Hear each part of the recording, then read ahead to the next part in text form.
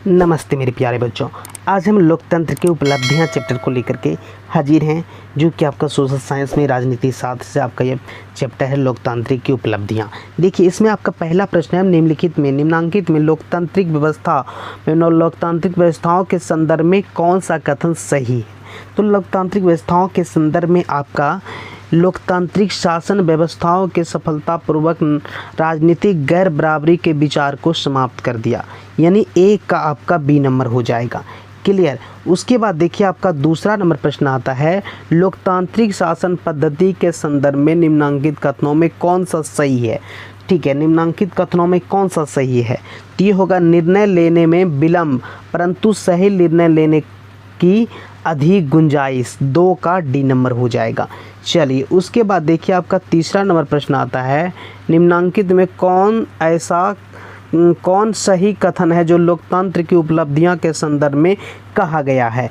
तो लोकतंत्र की उपलब्धियों के संदर्भ में कहा गया है लोकतांत्रिक शासन पद्धति विविधताओं एवं सामंजस्य स्थापित करने के में सक्षम, 3 का आपका ए नंबर हो जाएगा।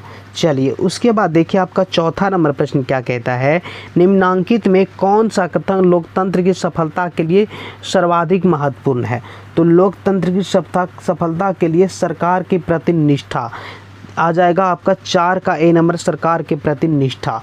ठीक है। उसके बाद देखिए, आपका 5वां नंबर प्रश्न है निम्नांकित में कौन सा कारक लोकतंत्र की उपलब्धियों के मार्ग में बाधक है। कौन सा कारक। तो ये हो जाएगा आपका सी नंबर, आर्थिक असमानता। 5 का सी नंबर, आर्थिक असमानता। ठीक है।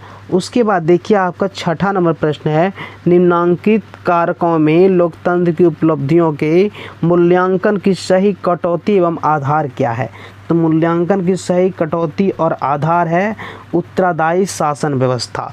उत्तरदायी शासन व्यवस्था 6 का आपका बी नंबर हो जाएगा।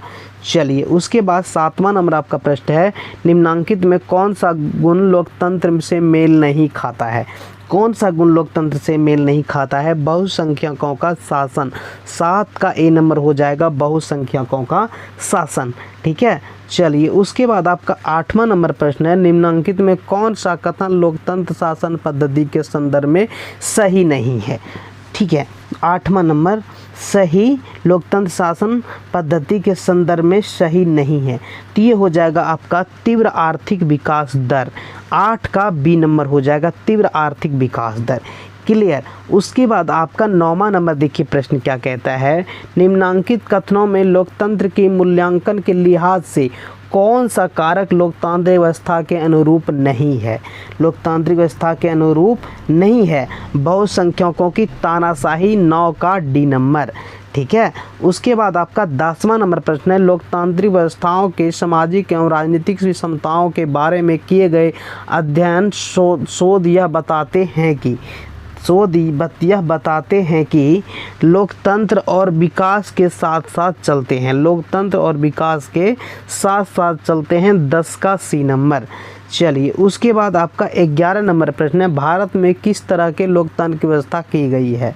तो भारत में प्रत्यक्ष लोकतंत्र की व्यवस्था की गई, 11 का ए नंबर हो जाएगा। उसके बाद आपका 12 नंबर प्रश्न है लोकतंत्र में फैसले लिए जाते हैं। तो लोकतंत्र में फैसले लिए जाते हैं सामूहिक सहमति से। किससे। सामूहिक सहमति से। उसके बाद आपका नेक्स्ट प्रश्न आता है 13 नंबर किसके फैसलों में व्यक्तिगत पूर्वग्रहों की अधिकता रहती है। व्यक्तिगत पूर्वग्रहों की अधिकता रहती है गैर लोकतांत्रिक में, 13 का सी नंबर, गैर लोकतांत्रिक में 13 का सी नंबर हो जाएगा। चलिए, उसके बाद आपका 14 नंबर प्रश्न है किस सरकार में चुनाव नियमित रूप से होते हैं। किस सरकार में चुनाव नियमित रूप से होते हैं। तो ये हो जाएगा आपका 14 का ए नंबर।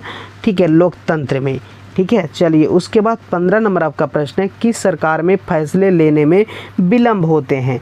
तो ये हो जाएगा आपका लोकतंत्री सरकार में फैसले लेने में विलंब होते हैं, डी नंबर हो जाएगा। ठीक है।